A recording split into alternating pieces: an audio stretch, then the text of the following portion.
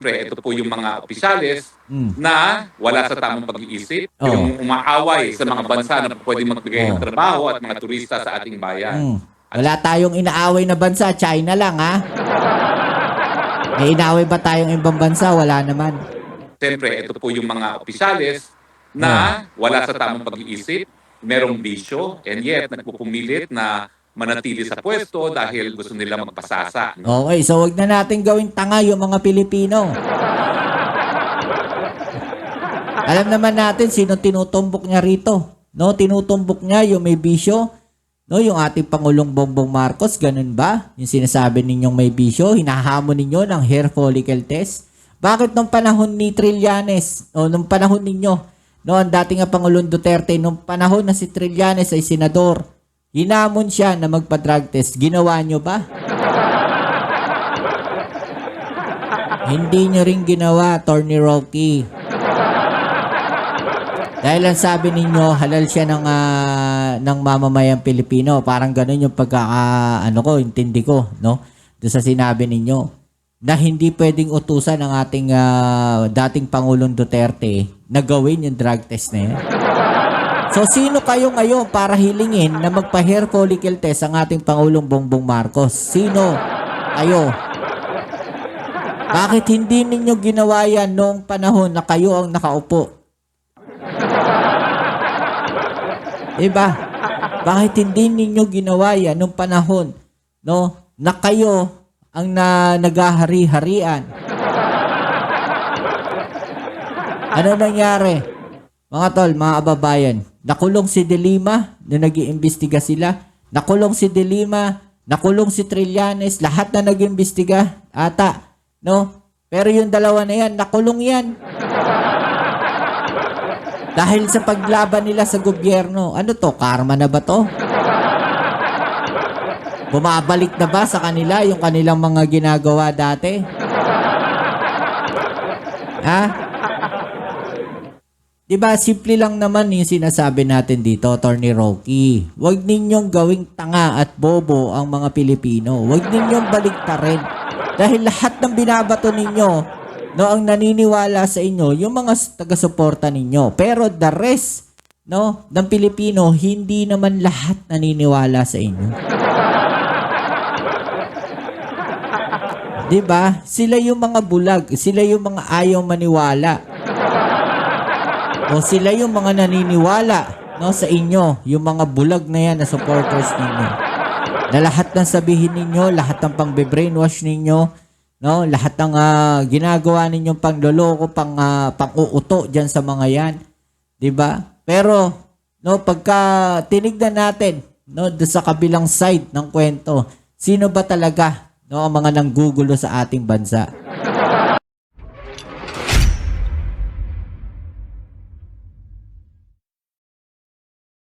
Hey, what's up? Welcome back din sa ating channel dito sa Bobs TV. Alright, so tayo nagbabalik ulit mga tol, mga babayan, at ngayon ay pag-uusapan natin ng mga balitang ating nakalap mga tol. At ngayon ay pag-uusapan natin itong isang video mula dito kay Attorney Rocky. Okay, so maraming kumakalat ngayon na sinabi nga daw di umano neto niya, parang sinabi, no, neto nga ni Attorney Rocky, no, na hudas ang ating Pangulong Bongbong Marcos. Paano ba naghudas ang ating Pangulong Bongbong Marcos, mga tol? No, alam mo, maganda niyan, Attorney Rocky, bumalik ka dito sa Pilipinas. No, dami mong dami mong hamon sa ating gobyerno eh. O ikaw ngayon na hinahamon, bumalik ka sa Pilipinas, harapin mo yung kaso mo. 'Di ba? Bumalik kayo dito, harapin niyo yung kaso nyo. Okay? So yan ang ating alamin at pag-uusapan. Pero syempre, bago ang lahat, please don't forget to subscribe, like, share, at comment dyan sa comment section. At huwag nyo rin pong kalimutan, paki-like naman ang ating video ngayon. Okay? So, huwag na natin patagalin to. Umpisahan na natin mga tol. Let's go. Magandang araw sa inyong lahat. Alam Wow. ko ay Ang beauty naman nito. Magandang araw sa inyong lahat. Magandang araw. Ang arty naman ni Attorney Rocky. Ano pa ngayon? Lunes, Ne- Webes Santo Ah, ngayon. Nalito na. Araw po ng huling hapunan ng ating Panginoon kasama ang kanyang 12 disipulo. Oho. Bukod po dun sa huling hapunan na simbolo ng hindi lang pagsama-sama na pagkain ng katawan at dugo ni Kristo, itong araw din po ay sinabi ng ating Panginoon na may isa sa kanyang magtataksil at ito nga yung Judas Iscariot. Aha. So ang tanong po natin, sino ang mga Judas sa ating lipunan? Ito po yung mga nagbebenta ng bayan natin sa mga dayuhan. Sino nga ba ang mga Judas, mga kababayan? Judas yung mga tumalikod sa ating mamamayang Pilipino. Yan yung mga yun. Pero pakinggan natin, no? Alamin natin Attorney Rocky kung sino nga ba ang Judas, di ba? So ang tanong po natin, sino ang mga Judas sa ating lipunan? Ito po yung mga nagbebenta ng bayan natin sa mga dayuhan. Uy, sino ba nagbenta? Sino ba? Sino ba? Sino ba nagbenta, mga tol? No? Nagbenta sa mga dayuhan, no, ng ating bayan. Una, tanong, mga tol. Kaninong administrasyon dumami yung mga itinayong o naging successful, no, ang China, no, sa pagtatayo ng kanilang mga artificial island dyan sa West Philippine Sea? Kaninong administrasyon? No? At sino, no, yung mga hindi nagbabantay dyan sa West Philippine Sea? Okay? Bakit ko natanong yon? Hindi kasi makakapagtayo ng artificial island yung mga Chino na yan, yung mga Chinese na yan. Mga tol, kung nabantayan sana maigi yung West Philippine Sea. Kaso mukhang hindi hindi nabantayan. No, napabayaan. So matatawag ba nating traidor yung mga yon? No, yung administrasyon na yon? Matatawag ba nating traidor? Kasi napabayaan No, yung mga ginagawa ng China dyan sa West Philippine Sea, nakapagtayo sila ng kanilang artificial island dyan sa West Philippine Sea na ngayon, no, ay hindi na natin mapalayas, nahihirapan na tayo. Diba? Tuloy natin. Yung nagkakaladkad sa atin sa gera, maski wala tayong pangnasyonal na interes sa makapaggera, yung umaaway sa mga bansa na pwede magbigay ng trabaho at mga turista sa ating bayan. Okay, so yung nagkakaladkad daw sa gera, mga tol. Sino ba? Tumbukin mo na. Attorney Rocky. Okay? So baka ang sinasabi niya dito is yung pagkaladkad sa gera is yung mga ginagawa nating simultaneous na mga exercises, no, diyan sa West Philippine Sea, exercises ng mga Armed Forces of the Philippines, no, exercises ng Philippine Air Force, 'di ba? Una, sinabi na po ng AFP na yan po ay para lang sa paghahanda ng ating bansa. Okay, ayaw nyo ba na nagre-ready ang ating bansa? O ayaw nyo ba na natututo ang ating AFP? Ayaw nyo ba na nadadagdagan ang kanilang kaalaman, no, sa pagdepensa ng ating bansa? Hindi po yan para sa gera. Pinaghahanda lang po, nagte-training tayo para kung sakaling dumating ang panahon na tayo ay sasakupin, no, o gegerahin ng isang bansa, no, especially sabihin na natin yung China dahil napakainit ng China sa atin ngayon, no, handa tayo, no. Hindi ibig sabihin na nag-upgrade tayo ng mga armas natin ay sasali na tayo sa gera. Hindi ganon, Attorney Rocky. Kung yun ang sinasabi mo, no, huwag tayong mag-inflict ng maling informasyon sa ating mga kababayan na tayo ay sasabak sa gera, no. Walang sinasabi na makikipaggera tayo sa kanila. Dahil kung gusto nating gerahin yan, binigyan na natin ng rason ang China. Mga tol, no? Merong na putulan ng daliri diyan sa West Philippine Sea sa ginawa ng China. No, nakipaggera ba tayo sa China, Attorney Rocky? Ha? Di naman tayo nakipaggera sa China. May naputulan na ng daliri, ha? Oh. Ngayon, sasabihin ninyo, kung hindi mangyayari yan, no? Sasabihin ng mga trolls dyan, ng mga DDS, hindi mangyayari yan, no? Kung hindi, no? Kung hindi sana ganyan ang ginawa ng Armed Forces of the Philippines, anong gusto ninyo? Pabayaan natin yung mga Chinese na nandyan sa West Philippine Sea. So parang sinabi ninyo na mga pro-China kayo? Ha? Mga pro-China ba kayo? So kayo yung mga totoong traidor. Diba? Sino yung totoong traidor dito? Pagka ganun na senaryo. No, kayong mga kababayan natin na nagsasabi, no, na hindi sana nangyari na saktan, no, hindi sana tayo winoter canon dyan, no, kung hindi ganyan ang ginagawa ng ating Philippine Coast Guard, anong gusto ninyo? Manahimik yung Philippine Coast Guard? Ha? Hindi sila magbantay dyan sa ating EEZ? Dahil sinasabi ninyo, walang West Philippine Sea, EEZ lang ang meron tayo, EEZ lang ang meron ng Pilipinas. Anong gusto ninyo? Ilang kilometro lang nandyan yung barko ng China? So mas naniniwala kayo doon sa sa 10 dash line ng China kaysa sa karapatan natin, diyan sa karagatan natin? Kayo ang mga totoong traidor. Kayo ang mga naniniwala, no, sa mga ganyan. Kayo yung mga traidor doon sa mga galit na galit ng ginagawa ng Philippine Coast Guard. Mas pinagtatanggol nyo pa yung mga ginagawa ng Chinese. Ng China. No? O ano yung sinasabi niya dito, mga tol? No, yung nagpapasok ng trabaho, sige nga. Yung pang-nasyonal na interes na makipaggera, yung umaaway sa mga bansa na pwede magbigay ng trabaho at mga turista sa ating bayan. Okay, so sino ba ang inaaway ng Pilipinas na mga bansa? Sabihin nyo nga. Sino? Diba? Wala namang iba, kundi China lang, mga tol. China ba pinapatukuyan dito ni Tony Roque? No, na inaaway ng Pilipinas. Hindi natin inaaway ang China, Tony Roque. Pinaglalaban lang natin yung karapatan natin diyan sa West Philippine Sea.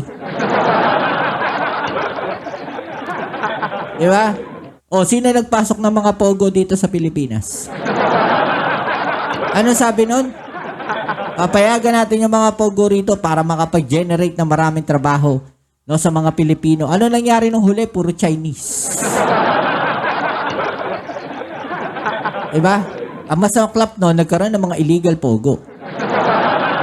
At the same time, nagkaroon ng mga illegal na aktibidades etong mga nasa pogo na Chinese.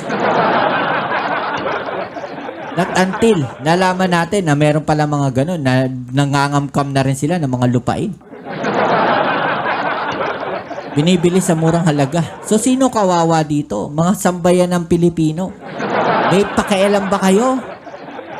No, wala. Kasi nagkamal kayo na salapi. Oh, wala akong binabanggit na pangalan, ha? Wala akong binabanggit na pangalan. Kung sino yung mga nagkamal na salapi. Diba? Oh, ngayon sasabihin ninyo bakit inaaway ng Pilipinas, no, yung mga bansa na yan. O sabihin natin yung China, diretsuhin na natin. Kasi yun lang naman na meron tayong mainit na tensyon sa China lang naman eh. Bakit tinaaway ng Pilipinas? Dahil pinaglalaban natin yung karapatan natin diyan sa West Philippine Sea. Yun yun na Tony Roque. Diba? Tony Roque, yun yun. No, yung karapatan natin sa West Philippine Sea ang pinaglalaban natin dito. Diba? Kung yun man ang sinasabi mo na inaaway yung China, di baling wag na silang pumasok dito. Maraming turistang papasok sa Pilipinas.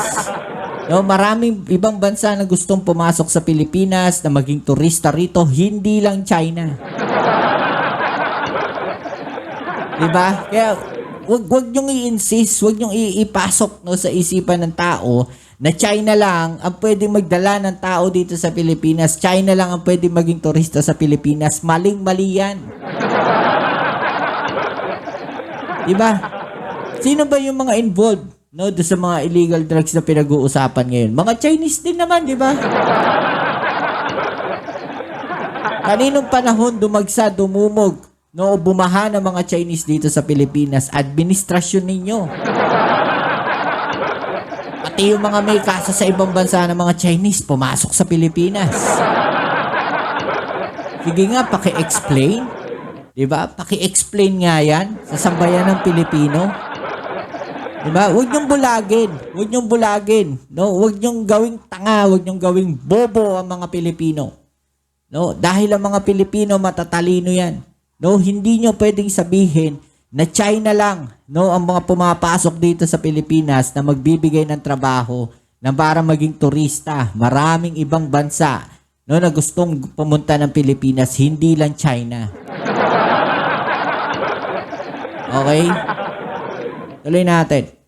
Siyempre, ito po yung mga opisyales na wala sa tamang pag-iisip, Oo. yung umaaway sa mga bansa na pwede magbigay ng trabaho at mga turista sa ating bayan. Wala tayong inaaway na bansa, China lang, ha? May inaaway ba tayong ibang bansa? Wala naman.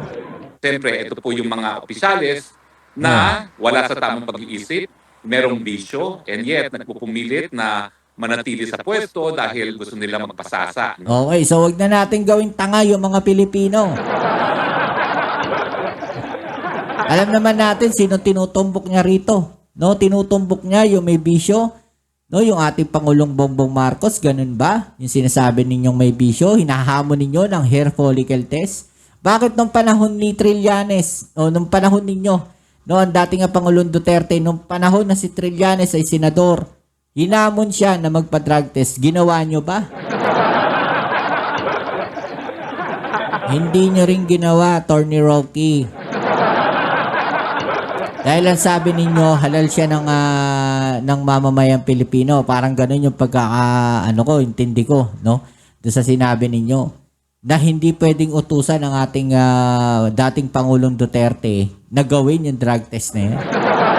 So, sino kayo ngayon para hilingin na magpa-hair follicle test ang ating Pangulong Bongbong Marcos? Sino kayo?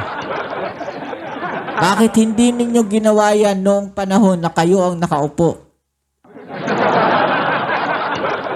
Diba? Bakit hindi ninyo ginawa yan noong panahon, no, na kayo ang naghahari-harian? Ano nangyari? Mga tol, mga ababayan, nakulong si De Lima na nag-iimbestiga sila. Nakulong si De Lima, nakulong si Trillanes, lahat na nag-iimbestiga ata, no? Pero yung dalawa na yan, nakulong yan. Dahil sa paglaban nila sa gobyerno. Ano to? Karma na ba to? Bumabalik na ba sa kanila yung kanilang mga ginagawa dati? Ha?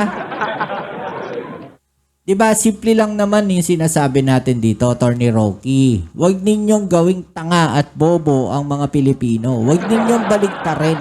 Dahil lahat ng binabato ninyo, no, ang naniniwala sa inyo, yung mga taga-suporta ninyo. Pero the rest, no, ng Pilipino, hindi naman lahat naniniwala sa inyo. Diba? Sila yung mga bulag. Sila yung mga ayaw maniwala. O sila yung mga naniniwala, no, sa inyo. Yung mga bulag na yan na supporters ninyo. Na lahat ng sabihin ninyo, lahat ng pang-brainwash ninyo, no, lahat ng ginagawa ninyong pangloloko, pang-uuto diyan sa mga yan, 'di ba? Pero no, pagka tinignan natin, no, doon sa kabilang side ng kwento, sino ba talaga, no, ang mga nanggugulo sa ating bansa? Sino ang gumagawa ng kaguluhan? 'Di ba? Sino yung mas maraming nilabas na fake news? Disinformation, kaya nagkakagulo ngayon ang lalakas ng loob ng mga Pilipino, lalakas ng loob ng mga loko-loko ngayon sa bansa natin na gawin yan dahil nakita nila yung mga fake news na video na inilabas ninyo. Ng mga Didi. Ano yung sinasabi niya dito? Tingnan nga natin. Merong bisyo, and yet nagpupumilit na manatili sa pwesto dahil gusto nila magpasasa, no? At gusto pa nilang lalo pang yumaman, bagamat napakadami na nilang mga nalamon na galing sa kaban ng bayan. Diba? Ano yung sinabi ni Trillanes na sila raw kumita ng 100 bilyon? Bakbakan natin, Senator Trillanes, diba? Pero sino yung kumita ng bilyon ng panahon ng pandemic? Diba? Kung totoo man yung nilabas na yan ng detalye, no, o mga sinabi ni dating Senator Trillanes, dapat imbestigahan yan. Kung sino yung mga dawit dyan, kung sino yung mga involved dyan, no, dapat maimbestigahan yan, di ba? At saka yung sinasabi niya dito ng mga sa posisyon, ano daw? Gusto nila magpasasa, no? At gusto pa nilang lalo pang yumaman yan. At siyempre, ito po yung mga opisyales na wala sa tamang pag-iisip, merong bisyo, and yet nagpupumilit na manatili sa pwesto dahil Nagpupumilit manatili sa pwesto. Okay, so sino ba yung umpisa pa lang, no, ilang taon pa lang, nakaupo ang ating Pangulong Bongbong Marcos, yung bira ng bira at inilalabas na kaagad, no, yung usapin sa 2028 election. Sino ba yung maingay dyan? Diba yung kampo lang naman ninyo? Kayo lang naman yung nagsasabi lagi ng nagbabanggit ng 2028 election. Oh. dahil gusto nilang magpasasa, no? At gusto pa nilang lalo pang yumaman, pagkamat napakadami na nilang mga nalamon na galing sa kaban ng bayan. Katawa na lang. Bukod pa po rito, ngayon din po yung paghuhugas ng mga paa. Ito po yung simbolo ng pagpakumbaba ng ating mahal na Kristo at yung simbolo ng tunay na paglilingkod sa kapwa. Kaya nga po ang tanong, ano bang tunay na paglilingkod? Yan ba ay yung nakakulong ngayon sa kulungan dahil ginawa niya kung ano yung sa tingin niya at tama sa kanyang bansa? O yan ba yung nagpakulong sa kapwa Pilipino para lamang mawala ang tinik sa politika at magpasasa sa pwesto, no? Sino po ang tunay na nagsisilbi? Yan ba yung pinagsilbihan ng Ama at kinalimutan ang mga ang mga nakaraan, ng mga mapait na karanasan sa kanilang buhay dahil nasa aberya na dinadanasan? Well, alam niyo po, habang pinag-uusapan natin, diba? Yun yung yun yung binibring up dito ni Attorney Roque, mga tol. No, pero pag-usapan natin yan sa mga susunod na natin na vlog, no, at sa susunod nating video. Pag-usapan natin yan, no. Pero malinaw na ang binabanggit niya rito ay ang ating Pangulong Bongbong Marcos. 'Di ba? Na parang siya yung nagpakulong, 'di ba? Parang siya yung nagtraidor. No, kay dating Pangulong Duterte, parang ganun ba? At pinapalabas niya na ang masama dito sa kwento na to ay ang ating Pangulong Bongbong Marcos at Duterte. No, yung mababait, si VP Sara Duterte, yung mabait. Ano ba yung ginawa dati no nakaraan ng ating Vice President Sara Duterte? No, dito kay Pangulong Bongbong Marcos. 'Di ba? Ang dami niyang binitawan na masasakit na salita. Ang dami niyang binitawan no na masasamang salita na nahimik ang ating Pangulong Bongbong Marcos. 'Di ba? Ngayon nung nangyari yung paghuli na 'yan, noon ang Interpol, no, yung pagkulong sa kanya kay dating Pangulong Duterte sa ICC, gigil na gigil, galit na galit kayo. Yun ang problema sa kanila eh. 'Di ba? Banat sila ng banat, pero pagka sila yung tinira, ayun. Ngal-ngal. No? Sigaw sila agad. Ano sigaw nila? Ay EDSA. 'Di ba? EDSA agad. Ayun, ilangaw yung EDSA. EDSA Revolution, ewan ko sa inyo. Sino ngayon yung naghahangad ng makaupo ng sa posisyon, no, na mas maaga? 'Di ba? Sino? 'Di ba kayo yung nagtatawag ng EDSA Revolution dahil pagka napatalsik ang ating Pangulong Bongbong Marcos, sino ba ang uupo? 'Di ba kayo? Malinaw eh. Noong una pa lang gusto na ninyong umupo sa posisyon eh. Gusto na ninyong patalsikin agad ang Pangulong Bongbong Marcos eh. Kayo agad yung naghahangad eh. No, para hindi mangyari tong sa ICC, ganun ba? Iniiwasan ninyo? No? O ano masasabi niyo dyan mga tol? I-comment sa ibaba ang inyong mga opinion at atin yung pag-usapan. Alright? So yan, muli kita tayo sa ating next video upload. Ito ang inyong Kuya Mobs, it's sa Mobs TV. Peace. I'm out.